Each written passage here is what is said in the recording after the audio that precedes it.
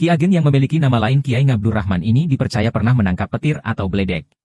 Dalam kisah yang berkembang, petir yang ditangkap Ki Ageng setelah itu dibawa menghadap ke Raden Patah. Berikutnya, Raja Demak itu memerintahkan agar Ki Ageng Sela menggambarkan beledek tangkapannya itu. Kemudian, Ki Ageng Sela membawa beledek itu ke tengah alun-alun kota untuk digambar di sana. Ki Ageng meminta masyarakat untuk tidak mendekat.